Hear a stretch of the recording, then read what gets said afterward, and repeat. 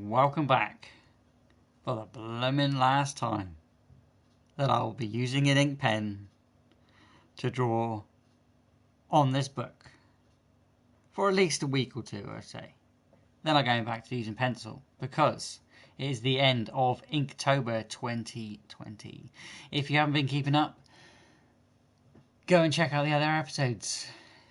What to do on what the challenge is, because the challenge is over, so there's no point explaining you what the challenge is. But I have been using only these ink pen and these Copic markers to do a illustration and a little bit of a story. It started out just having prompt words, and I've been using those prompt words to draw a story each day and keep that prompt word in flow with what's actually happening on the page. I've gone a bit overboard on with it because it was just single items like I did for last year, but I got bored of just doing single things like one I think one of them was armor, so I did Blute Angle with a set of armor and his wings and such, and I got on from there and moved on. SMT110. Thanks for telling me there. So every day has been a prompt. Every single day has had a prompt word drawn for it, or say prompt thing in tow with the prompt word. If you don't know the prompt words, I'm not going to tell you because I'll just give you a few. The first one was fish, and then at Hope, I thought of myself. I start drawing like a comic. From my own characters that I've made out of polymer clay, and I have made a promise that I will go back to polymer clay, so we'll do that probably a week after this live stream has aired. I'll be going back to that.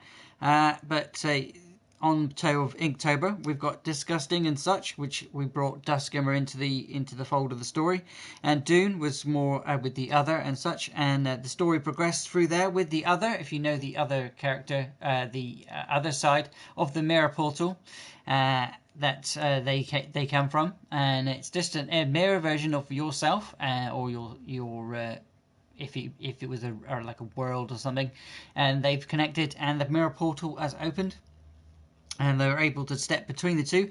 Blute Angle went through just to see and investigate and got caught and trapped out on day, what day we got? Dizzy. So we got trapped on day 18.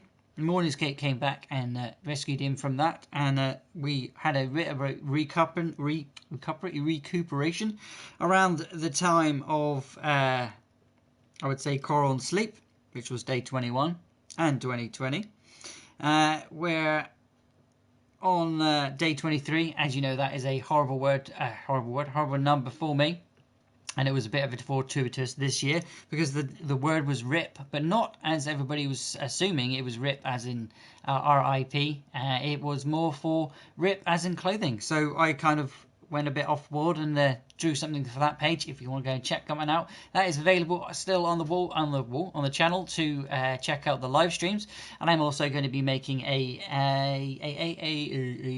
something to a recorded video. I'm also recording this, as you can see. We're on the Share Factory, but I'll be making a video at the end for every single episode, just drawn out and sped up, so you don't have to watch an hour of each one. So if you just want explanations, then check out the live streams. But if you want to just see the picture drawn as it's going, because that will be out very soon. Oh my god, it's taking so much editing.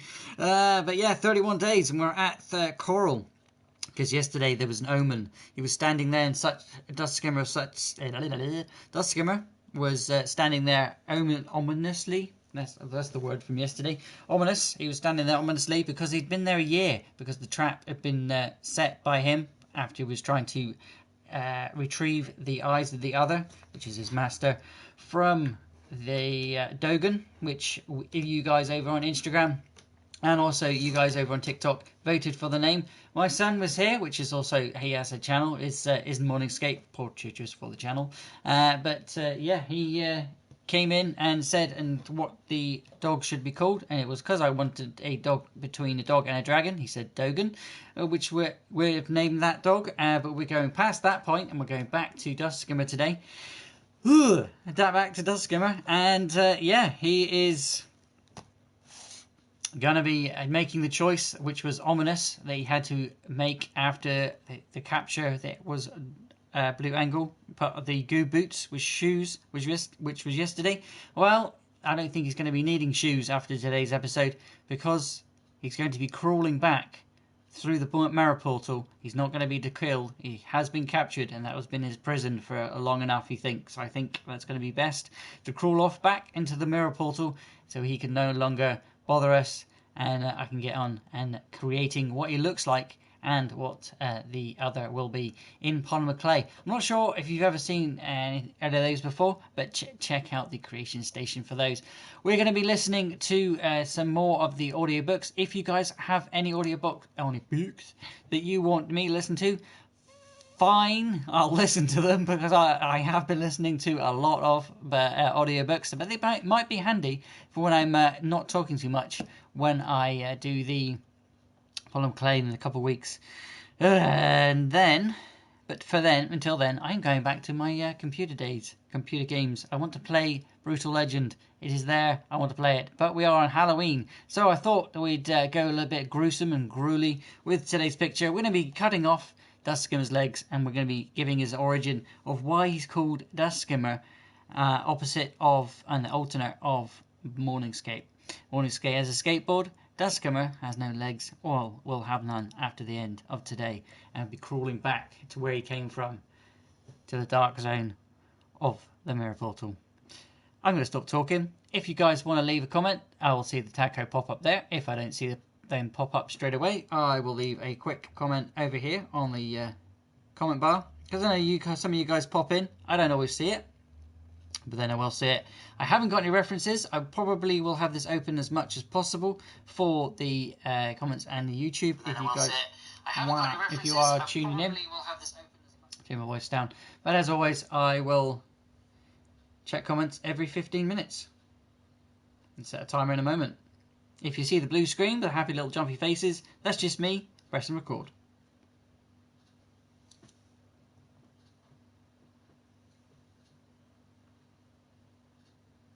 Batman had been kind enough to let me in on a small part of his plan, since he needed my help and permission to accomplish it. As a result, I knew that Batman would be paying Huntress a visit. That he took Nightwing along with him was unexpected, but not on the whole surprising. Batman stayed quiet while I introduced Nightwing to Cassandra. Nightwing was suspicious of her, even a little bit hostile at first. But it was clear that his real anger was for his mentor. I could see it in his posture, that he was willing to argue. Okay, right. So that's just me. Like I said, there's a taco. That's me saying hello in chat. Again, I haven't got any references, but I don't feel like I need them too much, because I'm going to be doing a crawling thing. So Dusk Skimmer is going to be, as I'm drawing a comic, we're going to be going into that kind of visceral face again. Visceral. I'm thinking cutting this page up into 3. So cutting this section of the page up into 3. So we have him making the choice. He's got no choice other than to release his legs, because he's been there over a year. If you remember yesterday's page, we sent him in on a week, then a month, then a year, and he's been there ominously standing, just sort of decided that he can no longer take the prison that he's been given. He needs to leave, and he's going to take the ultimate choice of doing so. Now I know that the price is too high. The compromises required too great. I will not fight on their terms any longer. We're changing the rules from now on. The only way to bring Gotham back into the light is for us to work together. All of us. Understand, Dad, I've known Batman for a number of years now. I have never, in all that time, heard him say as much at once. I doubt that I ever will again. It was quiet for a while after Batman stopped speaking, Robin and Nightwing exchanging glances. Then Nightwing indicated Cassandra, who was still waiting. Oh, don't put that. Put the page underneath. This is a new book as well, guys. We filled up the last one, full of all of the Inktober, and this one's a fresh new one. Oh, end of the story, but new book to start the new beginnings of more projects. Please let me know if you've got any projects that you want me to get on with, or if you've got any personal projects that you want me to do for you, and or you want me to show you how to do it for yourself. He explained that Cassandra had worked for me since the start of the year as one of my agents and couriers. She's as well trained, as well disciplined as any of you. She will never take a life. She will never surrender a fight. She would rather die than see an innocent be hurt. You're so certain. Of her abilities, yes. Of her heart, absolutely. Nightwing looked unconvinced. I agree with him. You can trust her. She saved my father's life twice. I can vouch for everything Batman has said about her. She can do the job. She knows what it takes. Nightwing crouched, bringing himself to eye level with me. How many pages are we going to turn this into? So Duskhammer is going to be crawling. So there he's going to be doing the cut. Here will be him crawling away and maybe crawling back through the portal here. So do I cut that in half? So crawling away. Because he understood where this was going. How would I do that in a tiny little... We were talking about But I want enough space to show the portal, which is, whoops, which is... It's going to be going sideways. Or is it going to be blood scene he's crawled through? She took it hesitantly, eyebrows raised with a question. Honor it. Mm-hmm. She nodded reverentially, then stepped out of the control room to change. While we were waiting for her to return, Batman explained his current course of action. More of a crawling there. Then again, I could For it to work, the rest do of the this. players need to make themselves known. We won't win Gotham back by simply working our way down the island breaking heads. We need more than that. Ow. Influence from the outside. And I'm reliably informed that it's coming. No kidding? Bane is in the city. What? The stunned looks I got from Robin and Nightwing were almost gratifying. Both remembered what had happened the last time Bane had met Batman in Gotham, and their memories were justly bitter ones. It had taken more than a year for Batman to recover from his injuries, and a lot of heartbreak and anger was still wrapped up in the memory. It wasn't something I wanted to dwell upon either. Okay, so we've got that up. Thoughts to the resentment at the end of the line. Crawling, cutting, crawling towards, leaving, and we'll leave it. This will be the last page of the last part of the story, guys. So if you want to know, you have to stick around to see what this panel reveals. Again, not alone. Your concern is noted. I'll be careful. I'll come with you. No. You and Robin and Cassandra, I've got very specific tasks in mind for you. We'll start by cleaning up the west side, shutting down the minor gangs still working there. Oracle will give you the briefing as soon as Cassandra comes back. She is back. We turned to see her, standing in the doorway, dressed in the costume. It was based on my original one, but I'd modified it for the No Man's Land, even going so far as using the same mask design that Huntress had adopted. The whole outfit was coal black, so dark that the cape seemed like a liquid shadow hovering behind her. Only the belt and the symbol on the chest stood out, each in their yellow. I'd kept those colors muted, though, the bat itself only in outline, rather than the yellow disc that Batman himself wore. Ready? Mm-hmm. Our new Batgirl nodded. It was hard to catch, and I think the others missed it. I didn't. Batman, for a second, actually smiled. Let's get to work. Yeah, I'm not concentrating. This is the warm-up page, part of the page. Miss Graves had been able to supply everything Bane had required, almost effortlessly. And when they had arrived in the No Man's Land, he had been pleased to see a workshop. Take his mask off. He's made the choice. And he was eager for the opportunity. And that's where I'll be doing the cut. Employer wrong. When he had come to Gotham the first time, he had come with the sole intent of destroying the Batman, his self-manufactured demon, his nemesis. He had come to claim what he felt was his destiny, his legacy, that of being the greatest man, the most powerful man in the world. This time he had no such motivations. This time it would be professional, and he would show Miss Mercy Graves that when Bane was hired to do a job, he did it completely, and he did it well. It was a matter of honor as much as pride, and both mattered to him more than anything else in his world now. More than money or women or status or infamy. He was, he felt, the epitome of the self-made man. In fact, it had been precisely that which had made the Batman the object at one time of his hatred. Bane had been born at the bottom of life's pit, as far as he was concerned, robbed even before he was born of his future. In his native Santa Prisca, one of the many minor Windward Islands, the law was brutal and archaic, and it visited the crimes of the fathers upon the sons. In his case, that had been almost entirely literal. His father had been found guilty of a capital crime, while Bane was still growing in his mother's womb.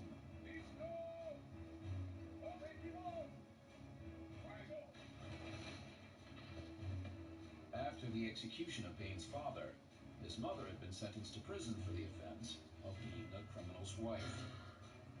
And it was into the prison, into custody, that Bane was born. He came into the world to suffer for his father's crimes, sentenced to spend the rest of his life behind bars. The prison life had been brutal, his mother dying when Bane was only 8 years old, beaten to death by the warden who no longer wished to avail himself of her charms. That hatred then passed entirely to him, and Bane was forged by the harshest reality he could imagine for anyone.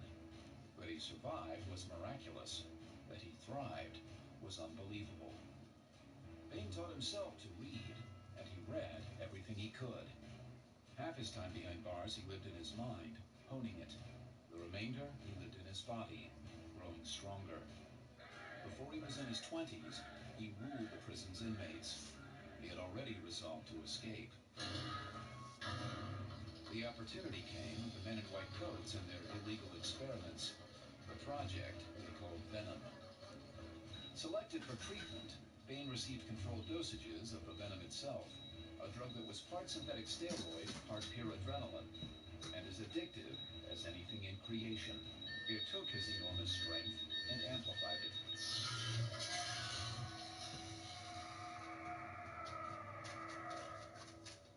But venom robbed him of his mind, ultimately driving him to the insanity of addiction. Then he had escaped Santa Prisca, his eyes turning to Gotham. It was all ancient history now. He was his own man again, free and in command of his destiny.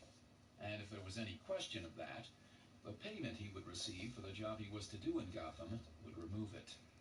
Finally, he would have the control he wanted, and he would punish the wicked. He would visit the crimes of the fathers upon the sons. But that would come later. For now, he had plastique to mold and detonators to assemble, weapons to load, and body armor to tailor. How's it coming? Almost prepared. Another hour. Then I will be ready. I will begin tonight. Good. She stopped at the table where he had set out his charges, taking one and examining it. Recursive. Very nice. Timer and remote detonator. I thought it would be best to plan a redundancy. Miss Graves had surprised him by insisting on accompanying him into the no man's land, and his protests had fallen on deaf ears. His opinion of women in general had never been very high, and he had thought at first that Graves would be a liability, following along only to make certain that Bane did as he had promised. She had quickly proven him wrong outside of the no man's land, though, when they'd been stopped by a random National Guard checkpoint. May I see some identification, miss? Certainly. Here you are. What happened? She had fired one shot for each of the weekend warriors, all to the head, then exited the car and begun moving the bodies away from the road, almost before Bane had realized what had just transpired. Clearly, a woman to be reckoned with. She had led them into the island via a tunnel from the northern part of Gotham County, and Bane had seen the signs of recent work, had known the tunnel was a new addition, quite possibly prepared for their use alone, and gave him confidence that their employer was sincere in his support. Bane snapped the 9-volt battery into place on the detonator, then used a voltage meter to check the connections. All lights were green. All right.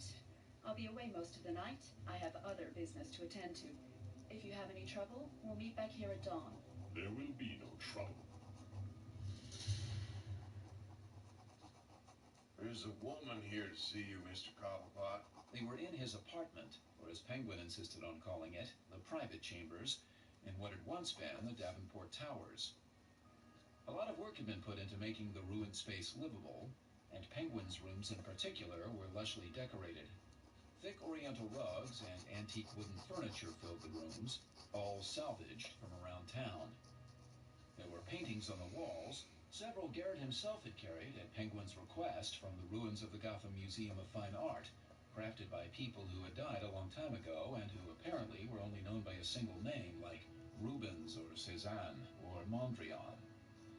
Books were everywhere, all hardcover, and most of them old. Penguin himself was lounging on what Garrett had learned was referred to as a daybed, wearing a fancy silk robe called a smoking jacket, and puffing away at the cigarette in its holder.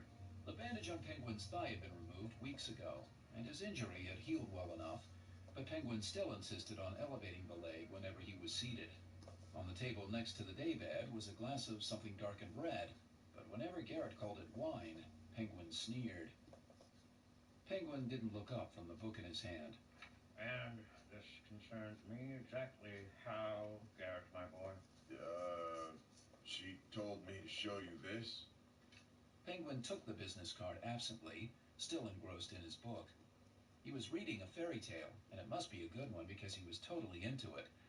At least, Garrett assumed it was a fairy tale based on the title. He couldn't imagine a book called The Prince being about anything else.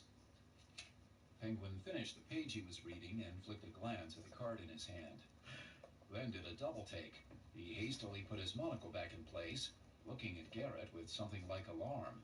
Is she still outside? Yes, sir, Mr. Cobblepot. Then usher her via the ingress lad. Hurry, hurry! Bring her in. Penguin rose and adjusted the smoking jacket, quickly cinching the belt tighter around his belly. Cobblepot will see you now. Of course he will. She was nice to look at. Most of the women in the no man's land, like most of the men, were filthy and didn't really care how they dressed. This broad, she was in an open overcoat and a black skirt and wearing a white blouse that Garrett thought might be silk because it clung to her body in a nice way, showing off her shape just a bit, but not like she was trashy. She was tall, too, his height if not a little taller, and she had broad shoulders. It was the legs, though, that he went back to because they were really something. They went all the way up. The woman extended her right hand toward Penguin. Mr. Cobblepot, thank you for seeing me. Ah, Miss Graves, is it? Penguin took her hand, but instead of shaking it, bowed and kissed it.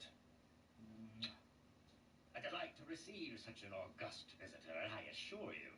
He let her hand go gently, then indicated the love seat opposite the daybed. Please, take a seat. Coffee, port, brandy. I have a modest selection of cigars as well, if you are of a type to enjoy the richer tobaccos. No, thank you. Penguin smiled, moving quickly to the Louis Quinze armchair by the love seat, joining her. If I had but known you were coming, I would have prepared a more suitable reception. I do apologize. Not a problem. Penguin's smile grew broader, and for a couple of seconds, he just looked her over again, taking his time. Well, so, what can I do for you? Not for me. For my employer. Yes, I recognize the name on your card. I had no idea he was interested in Gotham. I didn't say he was. Yet here you are. 2 plus 2, my dear, must equal 4. The equation he has in mind is more 1 plus 1. He's willing to compensate you handsomely for some very minor help. Indeed. My attention is yours entirely. We wish to, shall we say, rent some space from you. Your sector is one of the most stable in the no man's land at this time, and a large portion of the land is of no use to you. For what purpose? Miss Graves glanced at Garrett. Oh, he's trustworthy. He wouldn't dare speak out of turn, would you, my lad? No, sir, Mr. Cobblepot. She gave Garrett another brief looking over. All right. We wish to move a large amount of material into the no man's land. Over 100 tons worth, actually. We would require several of the warehouses along the Miller docks as a holding area for these items. Further, we want the locations guarded, 24 hours a day, 7 days a week. Finally, we demand discretion. No one is to know what we are doing. No one is to enter those warehouses without my authorization. Penguin leaned back in his chair, picking up the cigarette holder on the table to his right, then motioned for Garrett. Garrett brought the tortoiseshell box and opened it, and Penguin selected another cigarette, taking his time. Miss Graves watched, unimpressed. Garrett lit Penguin's new cigarette. Well, you certainly have piqued my curiosity, Miss Graves. For instance, I'm now pondering how anyone could move 100 tons of anything onto this island. That's my problem, not yours. Indeed. Nonetheless, if one can bring that much of anything into Gotham, one must be capable of moving in the opposite direction, so to speak. I am a busy woman, Mr. Cobblepot, and I'm not interested in playing a game of semantics.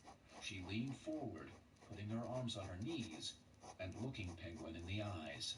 I can transport goods onto and off the island securely and without interference. If you think you can discover my methods, you're welcome to try. But should you do so, my employer will respond in kind. Well, I think the 1 + 1 equation is quite fair. I thought you might. I will want compensation for my help. Of course. In addition to a rental fee, which we can, of course, negotiate, the market for luxury items, jewels, precious metals, fine art, continues to be strong in the world outside of No Man's Land. I can arrange for the transport and sale of those items you've acquired in the past year, and I can see that the proceeds from those sales make their way cleanly to any account of your choosing. What's your cut? Nothing. We have no interest in taking any pieces of your pie. No. You have a pie of your own, yes? Yes. Do we have a deal? Let's talk about rents, shall we? Garrett, make some coffee, would you? I think this may be a long night.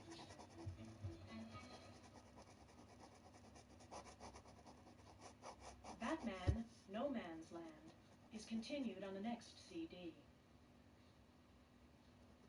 Ah, CTE, holy monkeys. Remember those days when people used CDs? I don't. Oh, God, yes I do. Ah.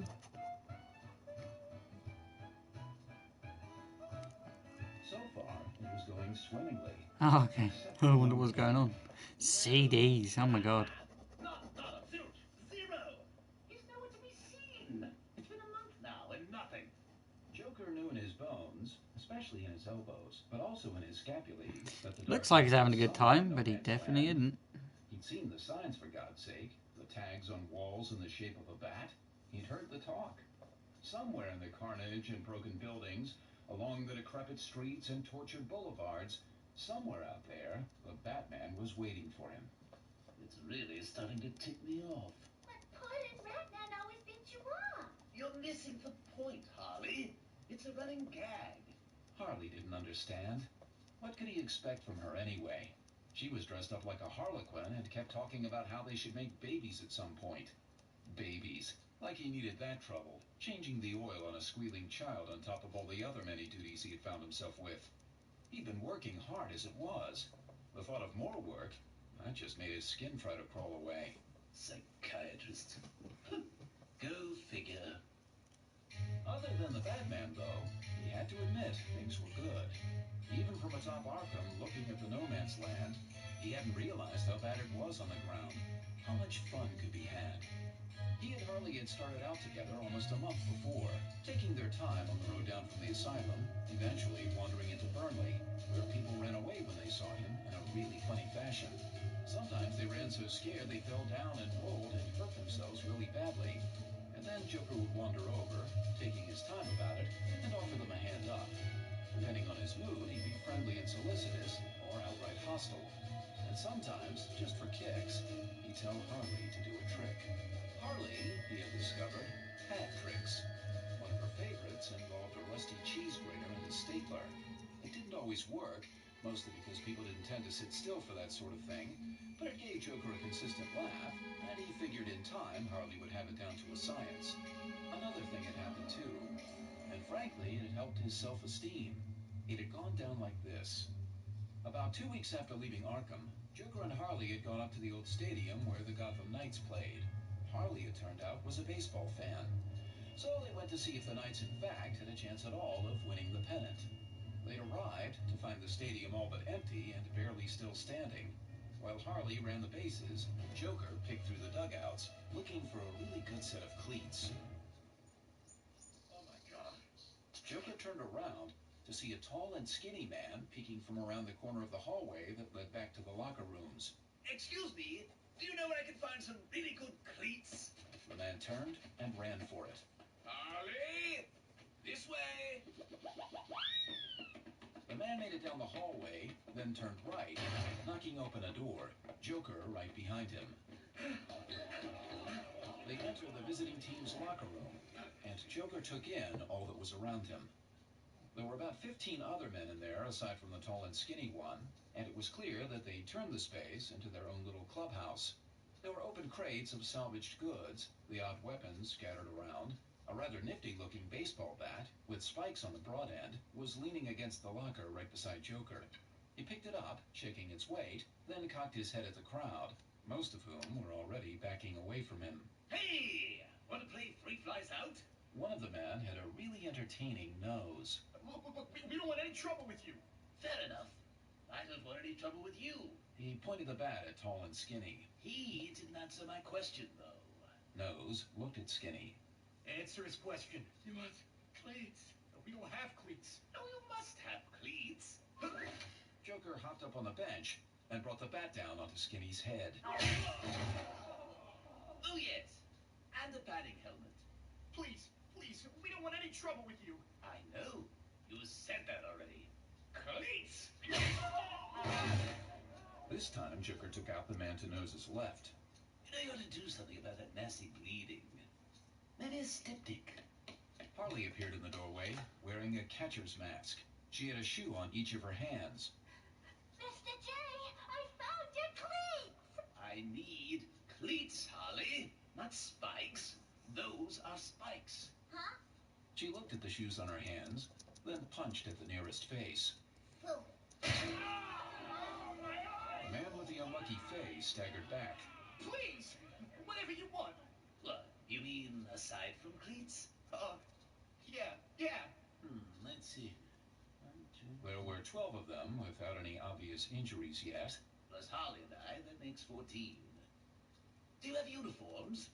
I could find some. I know where some are. Harley, go with Mr. Nose here and bring back all the uniforms you can find. Okay, Puddin'. Joker occupied himself while awaiting their return by practicing his swings at the air. Then Nose and Harley came back, each with an armful of clothes. Put 'em on, boys. But there were only 13 uniforms. Oh, no. The one man who hadn't managed to get himself a jersey and matching pants began frantically searching the empty lockers. No, I'm sorry, but I'm just going to have to cut you from the team. Oh, God! The man tried for the door, and Harley blocked him with one of her fancier kicks. Baseball is a team effort, and you're just not pulling your weight. Gentlemen, you represent our national pastime. If you ask me, it's way past time for us to turn the season around. It's time to get off your flabby keisters and bring that highly coveted and utterly useless pennant home to this dear old painted lady we love to call Gotham.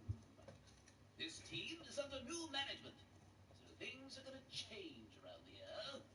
I'm going to see some hustle, some moxie, some clawing and scratching by the kind of players who aren't afraid of getting their fingernails dirty and their cleats bloody. So we're going to hit them high, we're going to hit them low, we're going to hit them where it really hurts. We're going to run it to the inside, we're going to run it to the outside, we're going to run it over the river and through the woods to grandmother's house we go.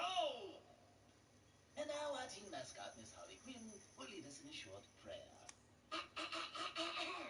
Joker is God. The men gaped, stunned. Amen. That's hardly team spirit, boys. Joker hefted the bat again. That's better. Okay now, let's go on out there and play some ball. That had started his gang. Of course, almost all of the original team got cut, but Harley was great at recruiting new players, and the roster had now nearly tripled. He looked at his team fondly. My boys. Much better now than on that day at night okay. stadium. Those players then, they really hadn't had any interest in the game. But these new ones that Harley kept finding, they They were his kind of people. They didn't argue, they did what they were told. And all of So now we've got to draw their bats. him crawling away, as you saw, as you can see. But I'm going to carry on with the TikTok. Hopefully you can, well, I can say hopefully you can. So in this one, he's made the choice. There he's doing the cut. And there, he's made the choice. He's cut it off. Because he can't get free of his eggy prison.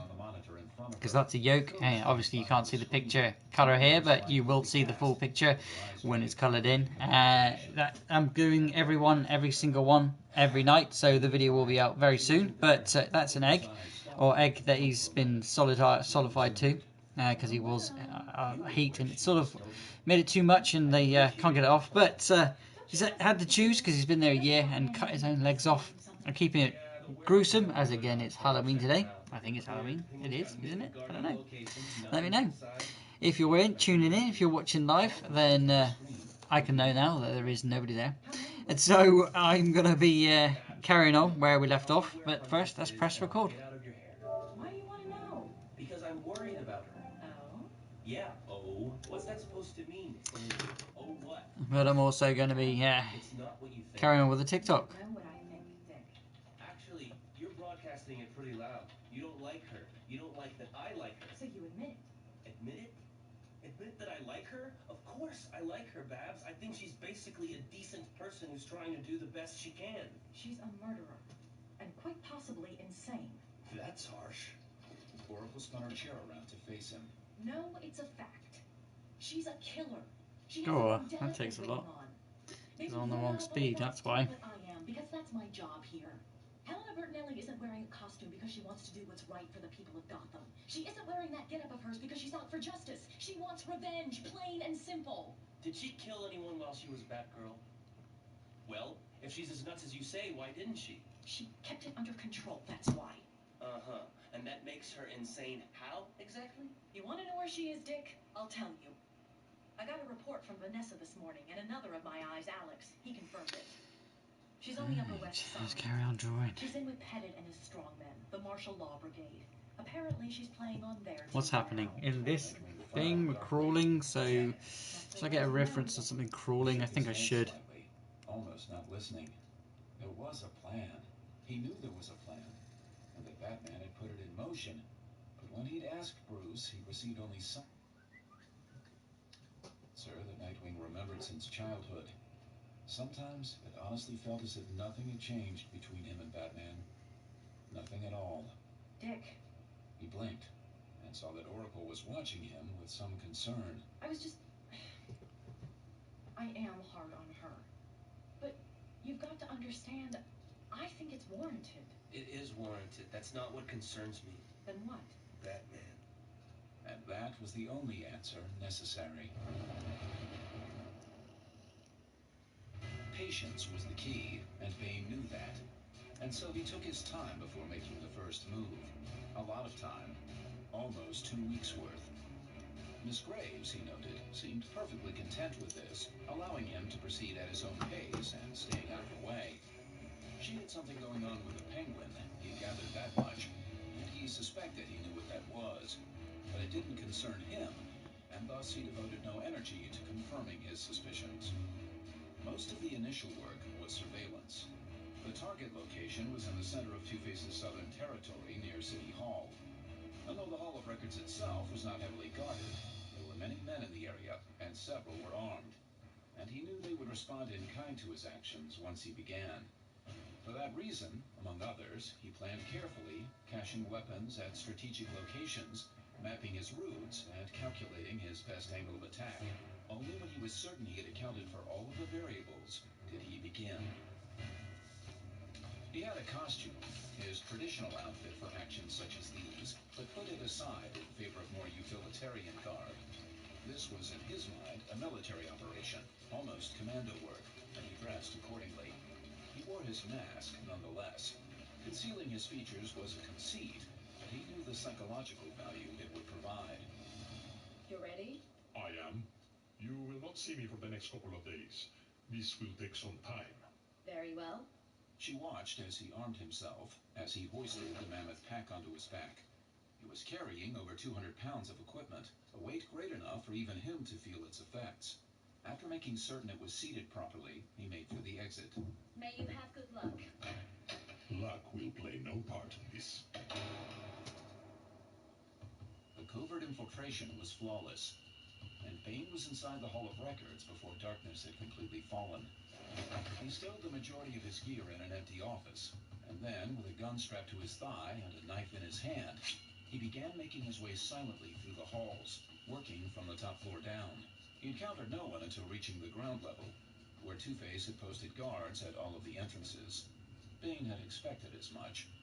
Returning to the office where he'd left his gear, he began gathering the explosives he had made. Patiently, he wired each floor, starting with the top and again working his way down. There was no rush, and haste, he knew, would lead to a mistake. He even had the luxury of double-checking his work, and so he did. By dawn, he had completely wired the upper floors of the building, the guards below blissfully unaware of his presence. Shortly after daybreak, the guards were relieved by their replacements.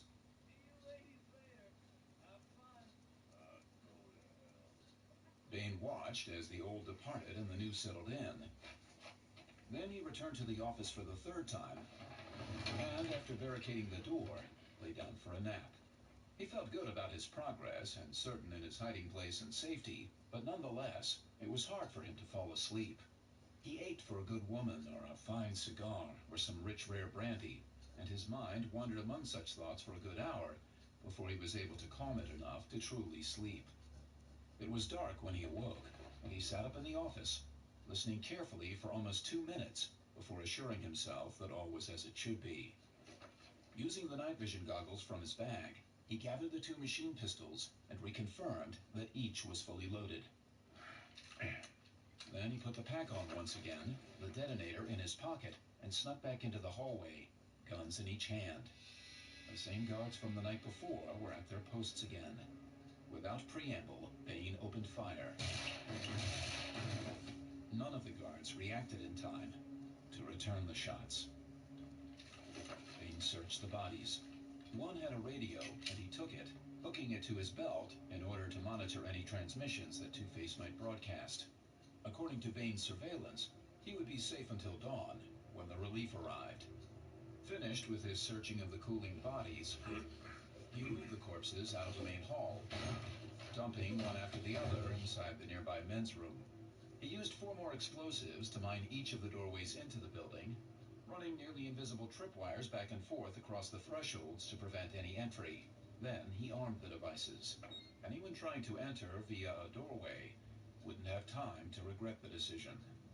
He moved to the basement level, where the actual records had been kept. He knew from reviewing the blueprints Miss Graves had supplied that there were 8 separate rooms that housed the mainframe computers and the electronic data that was now useless in no man's land. Another 4 rooms, almost cavernously huge, housed the hard copies. Bane took the mainframe rooms first, going from computer to computer, systematically removing the platters of digital tape, setting each aside. When he had finished with the machines, he moved on to the hard copies.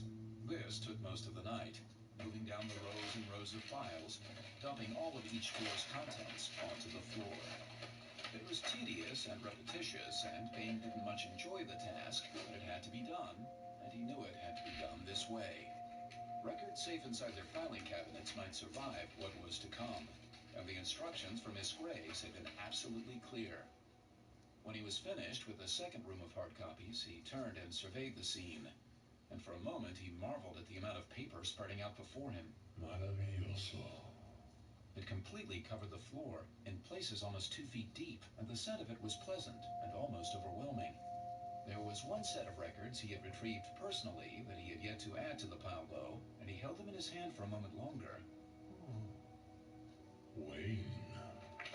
Before opening the thick file and leafing through the contents.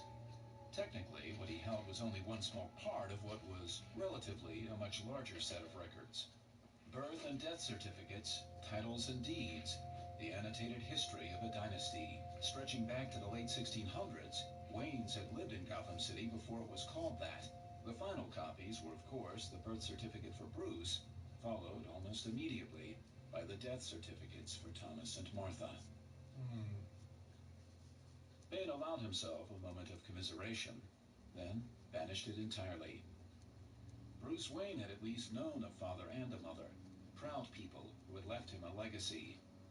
He, on the other hand, had never known a father at all, and his own mother had been less a parent than the prison's whore. With a flick of his wrist, he sent the files fluttering to the ground, then moved purposefully out of the room, back to where he had left the platters of digital tape. He then broke each spool apart with his bare hands, letting the celluloid strips spring wildly and uncoil. He checked his watch and noted that it was already past 5:30 in the morning. Phase 1 was now entirely completed, and with time to spare. Retrieving the pack from where he had stowed it, he returned once again to the lobby, where he began assembling the machine gun, mounting it on its tripod. He made certain that all the links in the belt of ammunition were smooth, that there would be no kinks in the feeding of the rounds. His watch now read 11 minutes past 6. He settled back to wait. The relief arrived precisely at 8, as they had the morning before, and Bain lay flat on the floor, covering his head, as the doors opened.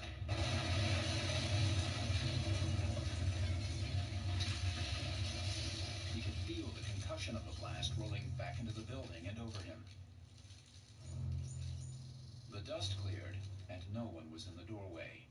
He saw a piece of a leg just beyond the entrance, presumably a segment of the man who had first tried to enter. The silence stretched on. Momentarily, he caught a breath of the autumn air from outside. Someone stuck his head around the corner cautiously, and Bain didn't hesitate. Phase 2 had begun.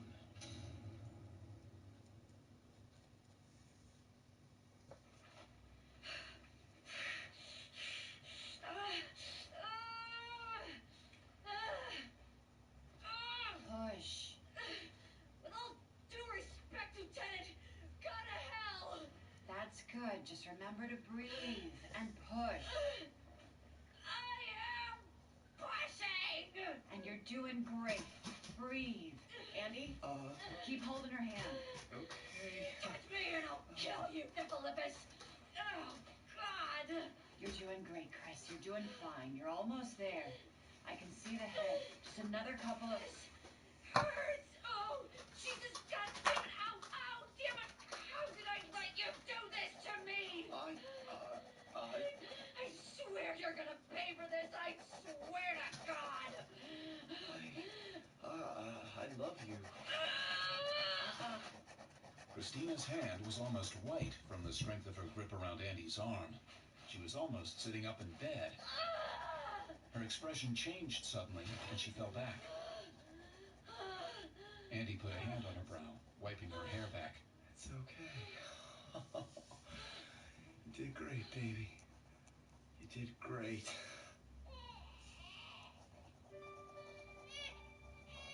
Here's a blanket. Essen took the blanket Montoya handed her, swaddling the newborn gently. She looked up at where Christina and Andy were both staring at her, and she thought it was almost cute how both of them had the same stunned expression, the same look of absolute wonder in their eyes. It's a boy. A perfect little boy. Congratulations.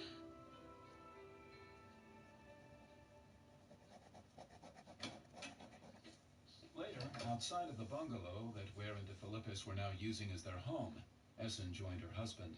It was evening and cool, the edge of an autumn crispness in the air, and she slipped her hand into his, giving it a squeeze. A boy, huh? Yep. And everything is good? Looks that way. All his fingers and toes are there at any rate. In a week or so, we can have someone take them up to Dr. Tompkins. Have a real doctor look at their work. Good idea. So this kid have a name? A mouthful of a name. Justin Michael De Philippis Weir. I'm impressed. Yeah. Just imagine yelling that from your front porch. Not what I meant. With all the shouting going on in there, I wasn't sure if it was a birth or an interrogation. Well, rubber hoses can be used in both situations, so it's understandable. They began walking toward their home. You know, I think that's the fourth kid I've delivered in my career as a cop. 4. Wow. I never have. No? No. Almost all the cops I know, they've delivered at least one child, or been present for at least one delivery in the field.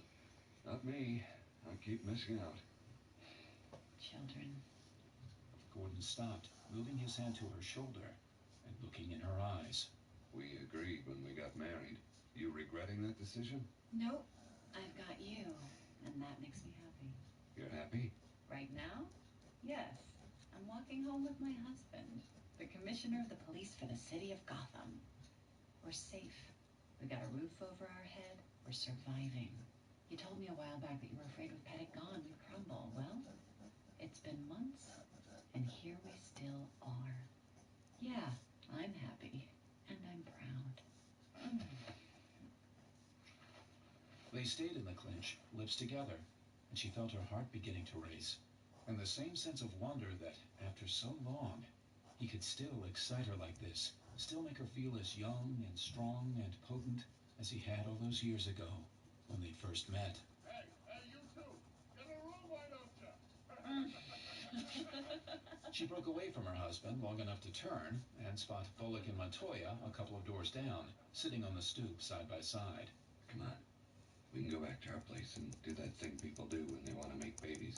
Except without the baby-making part. Whatever you want. Sarah took her husband by the hand and led him the rest of the way home. Then she didn't have to leave him at all. He was careful not to wake Sarah when he rose the next morning just before dawn. Quietly opening the door to the bedroom, he stopped and looked back, seeing her still asleep. He let himself smile, and for the first time in months, didn't feel guilty that he could. Things were bad, sure, but not impossible. Hell, even in no man's land, people were having babies. If that didn't prove that life would triumph no matter what, he didn't know what did. He moved into the kitchen, finding a half-empty can of sterno in which he started a fire to heat some water. Back when they'd taken Penguin's land south of the park, in one of the caches they'd found some vacuum-sealed French roast, already ground, and he used a little of it now to make himself a cup of coffee. He took the cup with him out to the garden, planning to watch the sunrise. He settled on the bench, watching the dawn beginning to bleed over the horizon, when he heard the voice right behind him. Jimmy? The hot coffee scalded the back of his hand. From the corner of Gordon's eye, he saw Two-Face standing just behind him to the left. He had a gun in his hand, not quite pointed at Gordon's side. What do you want? It's your turn to fulfill our bargain. Our deal is off. It has been for months, long over. For you. 2 people make a deal, 2 people end it. Slowly, Gordon turned, facing him, holding the mug with both hands. He glanced at Two-Face's free hand and was vaguely relieved to see that the coin was nowhere in sight. You tried to have me murdered.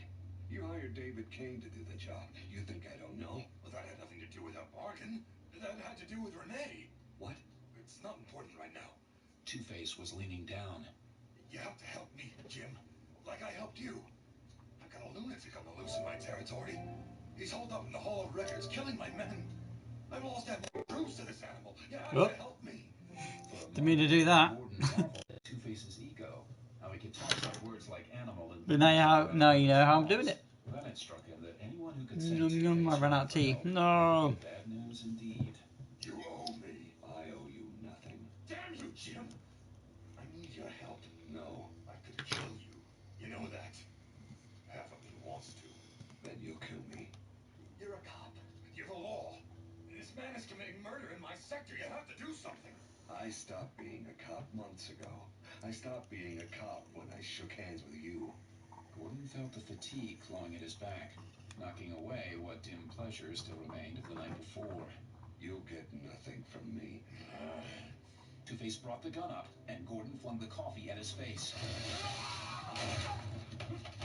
Gordon dove out of the way, rolled, and reached for the nearest suitable weapon, coming up with a hand trowel from the potting bench. Two-Face was shaking his head, the hot coffee rising off him with steam. Gordon lunged, bringing the trowel down as if it were a knife, and Two-Face barely backed away from the blow, then brought the pistol down hard, going for Gordon's neck. For a second, Gordon saw nothing but heat, bright and white. When he got his vision back, Two-Face had the gun pressed to his temple, the coin ready in his other hand. Drop it! Gordon turned his head to see Sarah in the doorway of the garden, an oversized sweatshirt and nothing else on, her service pistol in her hands. Drop it and move away from him or I'll kill you. Two-Face let go of the gun and backed off. Then he turned and went for the wall of the garden. Up and over it in a matter of seconds. Gordon scrambled for the gun that Two-Face had dropped on the ground. Sarah was at his side then, helping him up. Gordon felt his ear with one hand, the sting where the flesh had been torn. You had him. Why didn't you shoot? I haven't had bullets in over 2 months. Want to see what power really is? Want to see how you get things done in the no man's land? Show me. William Pettit and Huntress were in the basement of the building he was using as his headquarters. The area was remarkably clean and free of debris, and she followed him down a hallway to a room marked storage. Pettit used a key from his pocket to open the door, pushing it back and allowing her to lead the way in. The room was filled with large storage containers, almost like giant lockers, but these were wood-framed and Let's get back to it. chain link. Each container was filled with a variety of We're going to have Morning Skate and tenants of the apartment building, Blue Angle discovering that he's gone, but they'll come back to take him out of his prison, because that was only a prison. And in the world of Blue Angle, you can be left for days, weeks, years, months, whatever you want, without food, without water, because you don't need it, because of the regenerating force around the egg, if the light that's emitting sort of idea. Well, obviously Skimmer didn't know that, and now as he's crawling away, because he thought that was the only choice he had, as today's word is cruel, he thought chopped a leg, crawling back to the portal, and that's what this is here now. We're going to go back to where his legs are, and then at the end we're going to have the ending there. So again, if you're watching, keep tuned. Otherwise, check out the TikTok, Blut084, BLUT084, art and games. I've got 9 milli. I've got NATO standard. How much? Figure I've got a bullet here for every man, woman, and child in Gotham. He took the box out of her hand, dropping it into the pocket of his coat. This is how we're going to get our point across. Pettit. Huntress, we've already had this conversation. We had this conversation when you first showed up here. This is war, remember? And we're soldiers. Bill, there's a... I told you not to interrupt me. Foley nodded, glancing at Huntress in apology, then turned his gaze back to Pettit. Something's going on in Two-Face's sector.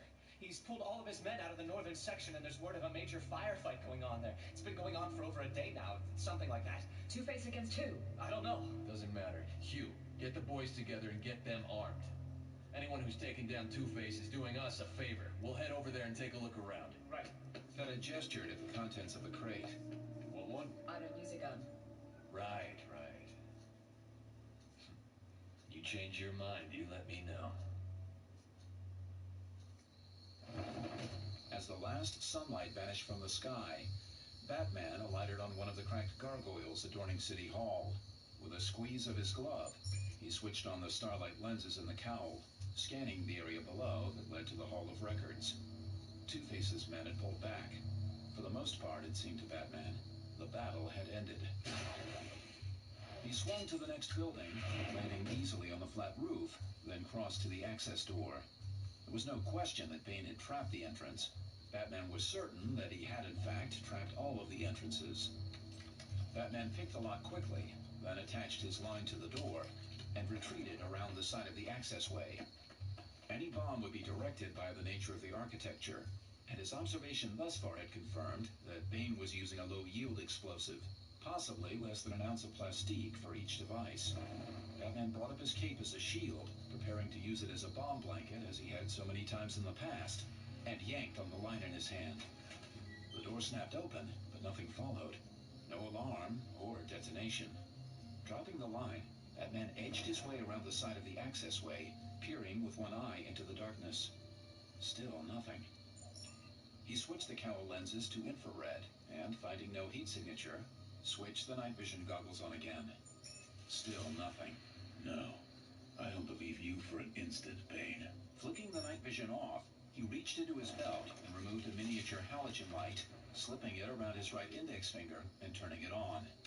Then he crouched at the edge of the open doorway and cautiously began playing the light across the opening, left to right, then right to left, gradually working his way higher and higher. His intention was to sweep the whole doorway before even beginning to attempt an entry. He hadn't raised the light more than 6 inches from the floor when he caught the bare reflection of the fishing line. He allowed himself a grim smile. Using the light, he traced the network of lines with his eyes, following the crisscrossing pattern until he was certain he'd found the leading end. From the first aid kit on his belt, he removed a small pair of clothing shears and then calmly cut the line. The tripwires collapsed like a spiderweb set on fire. Using night vision again, he checked the stairwell and now, convinced it was clear, made his way into the building. There was another similar booby trap at the bottom of the stairs. Once again, he methodically traced the lines and cut the lead. Then he was inside, standing in the long hallway in the dark. He rotated from night vision to infrared once more, scanning carefully, and then, again using the light, began making his way forward. He walked slowly down the hallway, finger light playing methodically along the floor and walls ahead of him as he went. All the same, he nearly missed the tripwire, not registering its existence until his boot had already hit it. And he felt the barest pressure against his step. He froze mid-step, his leg in the air. The line was all but invisible until the light hit it. And then the halogen beam turned it into a thread of silver, running the width of the hallway at ankle level, no more than 3 inches high, it looked like. You primed the bomb. Very well done. Now let's see you get out of it.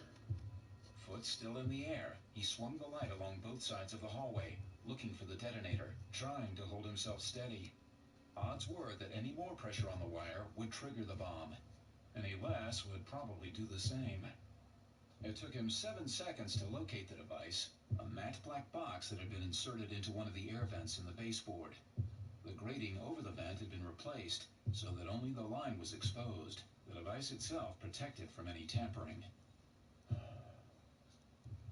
He felt perspiration beginning to slide down his back. His right calf was beginning to ache. There was no way to access the detonator without changing the pressure on the line. Wonderful.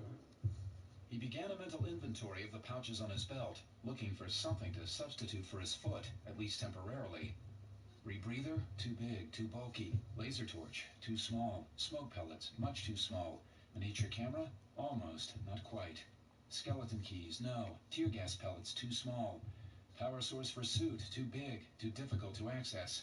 Digital recorder, too bulky. Jump line, useless. Plastique, too little. Can of yellow spray paint.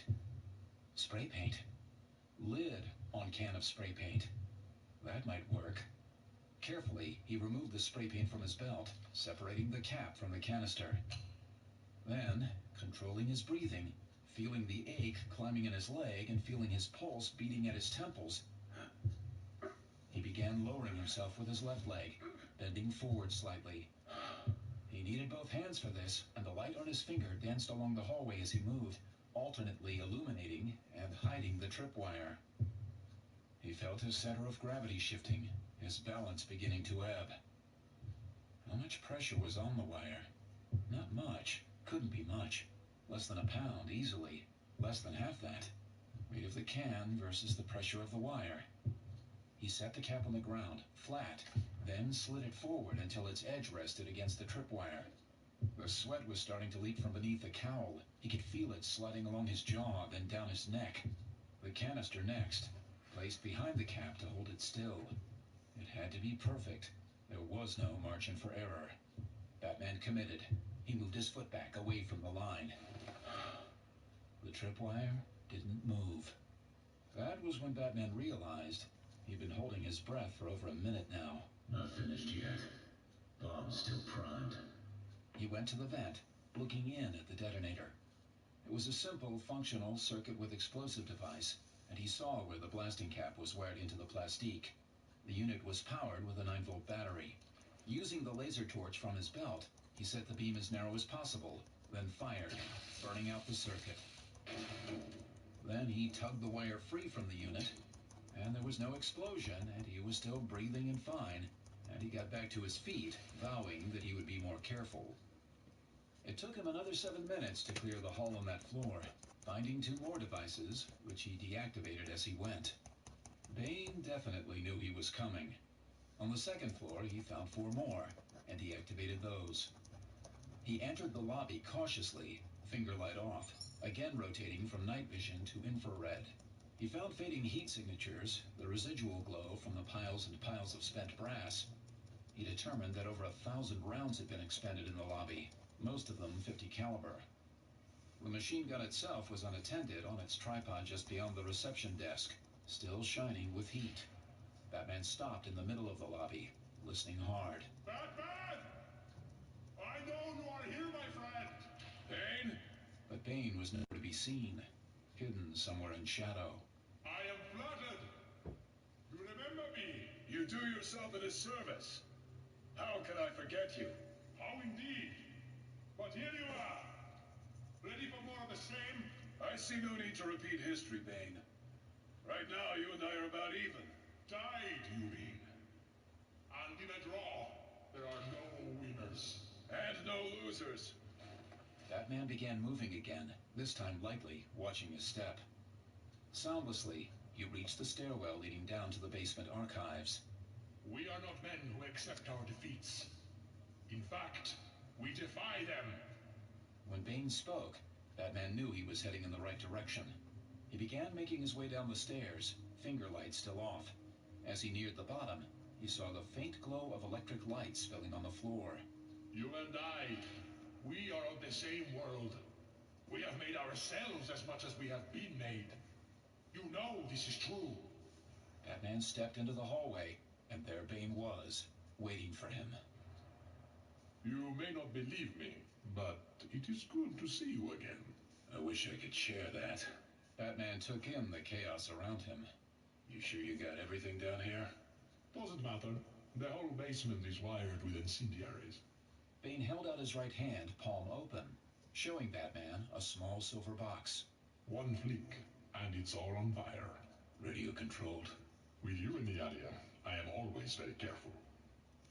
He slipped the box into the pocket at the side of his belt, then adjusted his stance, centering his mass and squaring his shoulders. Whenever you are ready, Batman. Who said I'm looking for a fight? Bane cocked his head slightly. Why else are you here? What's he giving you for all of this hard work, Bane? It's not simply money, is it? No, not simply money. Then what?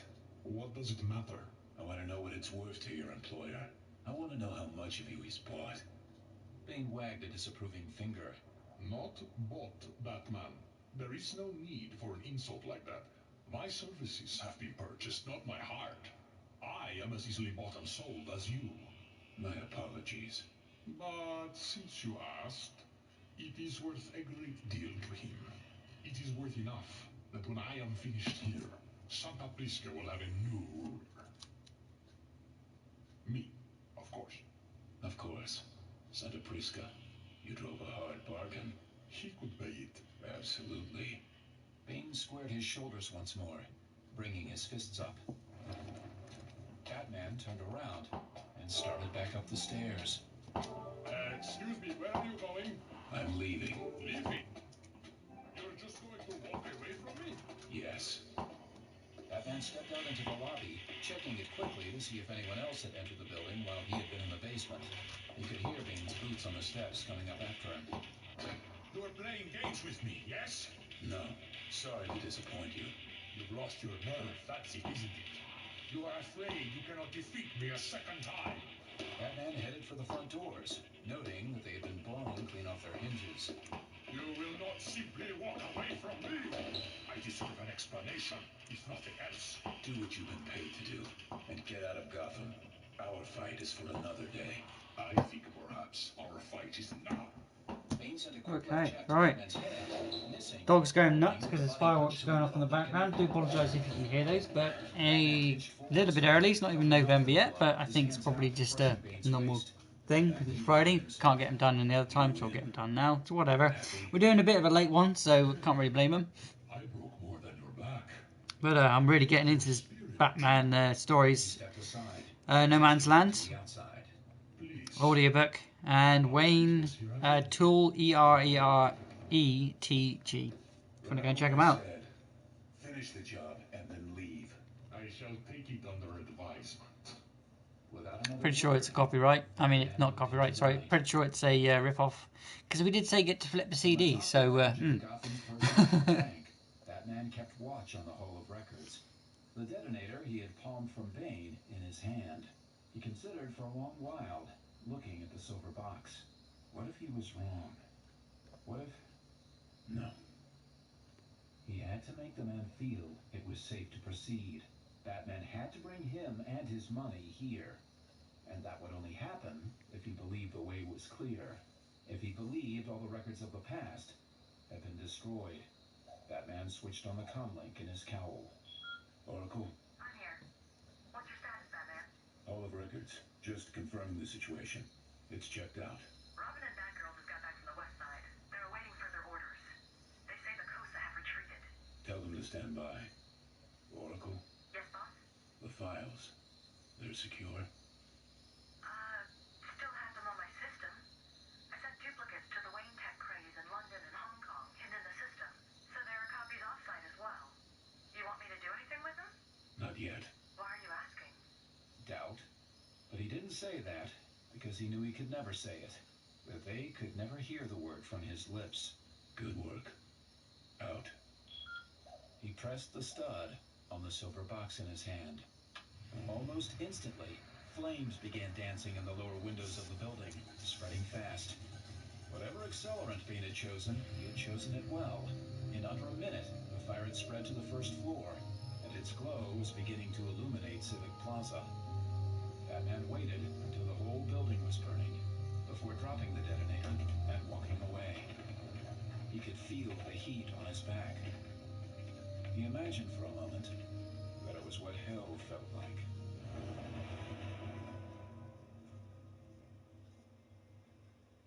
Oracle, personal. Entry number 552. NML day 294.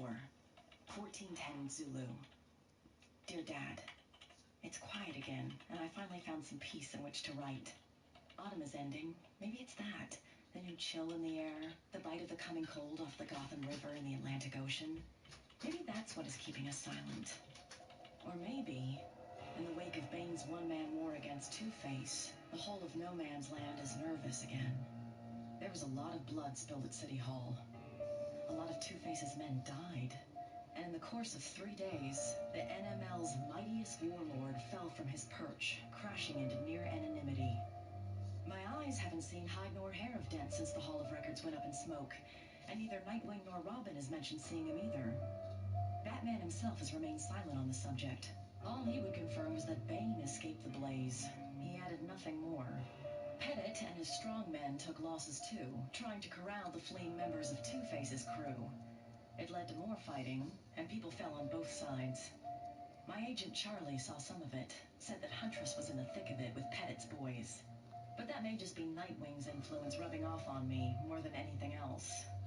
Doesn't matter, she's still with them. And the strongmen, as of now, are still the safest cordon in the city, next to you down in Tri-Corner. I've had this feeling, though, Dad, like things are on the verge of changing, that we might be nearing the end of the tunnel. It's not that I can see the light yet, I can't. More that I just know the light is there, a little farther ahead, attainable. Problem is that, until I see the light, I'm still in the dark. This is what I know now, and it's mostly gleaned through my own analysis. Conversations with Nightwing, Robin, and kinda Batgirl, then supplemented by reports from the Eyes. First off, almost all of the minor players have been removed from the board. either through their own actions or, in the last 2 months, by direct movement against them by either petted strongmen or our guys. Nightwing, Robin, and Batgirl have pretty much been working their way through the city, sector by sector, treating symptoms as they encounter them. Of the named players, only Penguin seems to have any power base left, and he's been remarkably quiet. His sector has remained firmly under his control since Two-Face's double-cross so long ago. Apparently, he has no interest in increasing his holdings. Penguin's never been much for the kind of power games the No Man's Land encourages. He'd much rather, you'll forgive me for this, line his own nest. Two-Face, in the wake of Bane, has a handful of men left to command, far too few to actually hold the land he claimed. He's lost all of his northern chunk, which has already been reclaimed by Batman and the rest of our little squad. Further, he can no longer hold on to all of his southern sector, as I'm sure you've discovered. By all reports, he's pretty much retreated to the area around Civic Plaza and doesn't venture out. Rough estimates are that he has between 10 and 20 armed men, and that all those civilians who had been living in his territory have long since fled. So the wild card, as always, is Joker. Maybe that's why the city seems so silent. We all know he's out there. We hear the reports, second or third hand. Rumors of madness along the west side. Stories of bonfires and baseball games and stranger things still. Rumors abound. Joker has started a cult, a la Black Mask. Joker is breeding rats with which to infect the city with bubonic plague. Joker has become a cannibal. Joker is married. Joker is organizing a militia and planning on attacking fill in the blank. No confirmations on anything at all, and no idea how many people he may have gathered to his side. Just this morning, Vanessa reported in. There's a rumor that he's been traveling with a woman who wears a costume of her own, but there's been no visual confirmation of that. All just rumors so far, and that only makes it worse. Nightwing has spent much of the last week searching for him, with Robin and Batgirl helping. They found some locations where it's possible Joker had stayed, at least for a while. Mostly evidenced by the discovery of several corpses. The problem, as you know, is that Gotham is a big place to begin with. The No Man's Land has just made it all the easier to hide inside. And as a result, he could be almost anywhere and we would never find him. Unless he wanted us to. That seems to be what Batman is counting on. He was here a couple nights ago, and Nightwing brought up the situation. Joker, what are we doing about him? Nothing. Ignore him for now. Ignore Joker? He'll come looking for me. Right now, there are other priorities. But no. If you encounter him, notify me and continue monitoring the situation. Gather what intel you can, numbers, capabilities, and so on. But otherwise, do not engage him unless the life of an innocent is at risk. Leave him alone. He'll come to me. And that was the end of that discussion. As for the plan, well, I wish I could be certain I understood it. As for the plan, I think I'm nearly done. The destruction of the Hall of Records was not the blow it seemed to be at the time. Because there we go. I am going to pause this a second, give you another synopsis. Carry on recording. Because I've reached the end of Inktober. All I got to do now is add the shade like I have been for the rest and the full week or month of Inktober. Again, if you haven't been keeping up, then go and check out the other videos. But if you've made it all the way to this point, thank you very much for doing so. It's been a story, and I will... This is kind of the end of the story for this page, but like I said, I've got more pages. So there could be more characters and more other things that's going to be going on for the next month. So don't forget to keep getting your comments and your things and all of your stuff in here, guys. Otherwise, hopefully you are enjoying it so far. And if you want to see some more creations, then go to Creation Station playlist. I'm not going anywhere. It sounds like I'm giving an intro. I'm just filling space. Mr. Wayne went to Washington, and we could all read the writing on the wall. He contacted me and said that I had to make duplicates of all the titles and deeds. Yeah, that's right. All of them. For Gotham and the surrounding area. Preferably scans, but duplicates however possible. Is that all? Don't worry about birth and death certificates. Those are duplicated elsewhere if it's a matter of course. Just make certain you get every deed, every time. I thought he was just trying to cover his own interests. After all, Wayne Enterprises itself was built primarily on real estate money. Okay, right. Diversifying from there. Let's get some shade on. He was adamant. All of it. Took some doing. where it needs to be. It's not going to be much of it in places, but there'll be enough to what we need it for. But in the end, I had computer copies of everything Batman had asked for, digitally encoded, locked away on my system, and encrypted like you wouldn't believe. I'd pretty much forgotten about them until Batman called that night when the Hall of Records went up in smoke. I have a project for you. It's going to take a lot of your time and energy, but it has to be done. And done flawlessly. I cannot stress this enough. Have I ever let you down? Each of the files needs to be imprinted. In effect, forged. You need to turn them into unauthorized electronic duplicates, into notarized computer copies. We're talking about over 1 million records. That's right. Whose notarization? The government's. These need to be their copies. Doesn't the Library of Congress or someone already have these copies? They've been destroyed. By? Later. Can you do it? It'll take time. How long? A month, at the very least. I'll need to write an optical character recognition routine that can identify the text in each scan. And then I'll have to create an entirely separate program, one with a semi-intelligent logarithm, to identify variations in the actual documents. And then I'll have to code a new routine entirely to replicate the digital fingerprint that the government uses for such documents. If I do all that, we'll be able to modify them as we see fit, but any modifications beyond the official notarization and the code for the scans, I'll have to go in and do that manually. The last won't be necessary. We're not changing the records. We're preserving them. Keep me informed of your progress. I'll need Tim's help. Fine. Just make it happen. And soon. Why the rush? He left without answering. I contacted Tim, and he and I set to work. We'd been at it for about a week. Serious code raiding, hacking at its finest, when Batman returned and dropped another piece of the puzzle in our laps. I need a sat phone link to Lucius Fox. Lucius?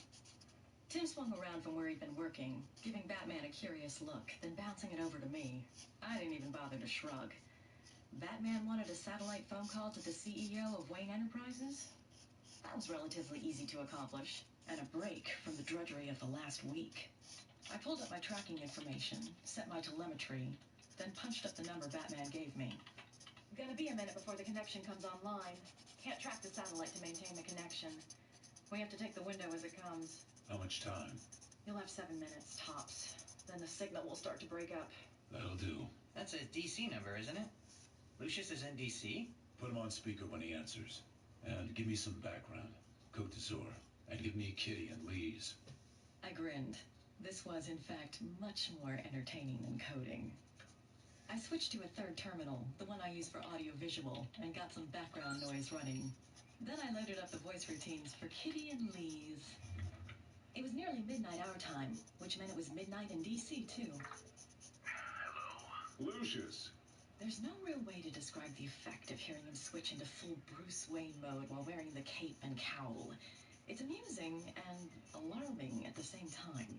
It was like watching Bruce Wayne dressed up as Batman. And I know that sounds like precisely what it was, but it's so much more than that. Bruce doesn't dress up as Batman. Batman dresses up as Bruce. That's the only way I can think of putting it. Bruce, where have you been? I've been trying to reach you for weeks. Melinda said you were in Cabo. No, not for a while now. I'm in France, I think. I think it's France. Nice is in France, isn't it? I'm in Nice. He cued me with his finger. Wolfie, are we going to get another bottle of champagne? Nice? Why are you in Nice? I don't know. Seemed nice. Nice seemed nice, that's it. Brucey, put more lotion on my back. Who is she, Bruce? Oh, not sure, actually. But she's real nice, too. So look, Lucius, the reason I'm calling is I met this guy. Didn't catch his name, but we were talking, and I told him I was from Gotham, which I was, you know. Or I suppose I still am, but since Gotham is now no man's land. I know where you're from, Bruce. Right. Sorry. But he said, this guy, he said that he don't land in Gotham, and that he just sold it. Said that he was surprised anyone was still buying the land, but he said he got rid of it, no problem. Had this offer from some company or something, and he jumped at it, he said, just to get rid of the land, because he said it was now all worthless, and he... Wait a minute. This guy sold his land after the no man's land began? Yeah, that's what I mean, see? That's why I thought it was odd, because Like, he can't do that, can he? No, he can't. All of the Gotham real estate is in limbo right now. Can't be bought, can't be sold. So, we still have our land? We still have our land. Bruce, Uh-huh. you remember this guy's name? No, just some guy. I'll look into it. Thanks for letting me know. Is it important? Maybe. We're in a delicate position right now, Bruce. I've been doing as you asked, and so far, we've managed to cobble together a fairly strong coalition to lobby Congress. A lot of the larger businesses in the country have rallied around Wayne Enterprises, citing the economic crises created by the loss of Gotham. Right now, it's Marifran Holby Industries, Zeller Manufacturing, Star Labs. I've got another meeting in the morning at the White House to plead our case. Bruce? What? Oh, sorry, Lucius. There's this blonde girl, and she's kind of waving at me. At least I think she's waving. Look, tell Melinda where you'll be, all right? That way I can contact you. We're getting there, Bruce. Don't lose hope. I got faith in you, Lucius. But I gotta go. I just figured out what the blonde is doing, and I think she needs my help. Real estate? Land is everything. It took me a couple days after that before I really began piecing it together. Before I realized who it was Batman was waiting for. And it's brilliant, Dad, it really is. Because the one thing that will save the no man's land, that will restore Gotham, is the one thing that even politics cannot resist. Money. A lot of money. Now getting that money into Gotham, that's the trick.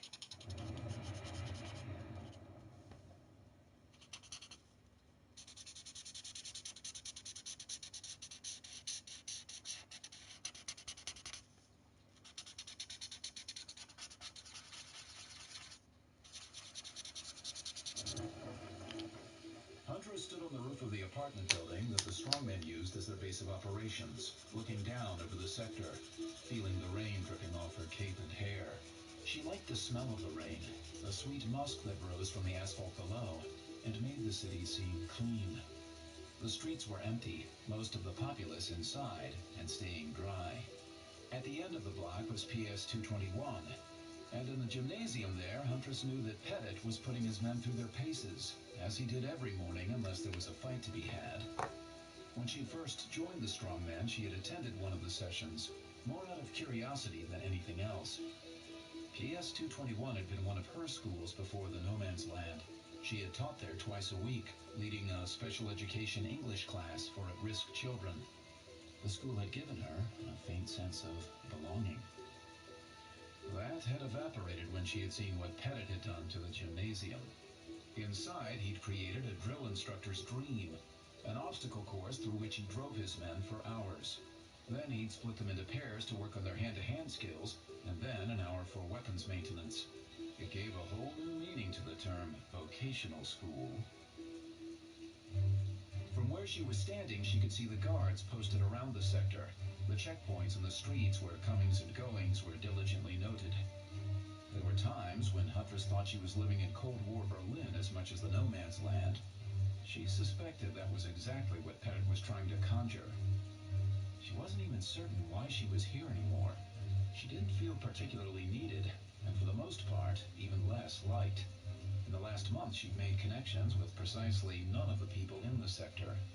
Only Foley and Pettit made efforts to talk to her, and the more time she spent talking to them, the more she realized she didn't really like either man, but for different reasons.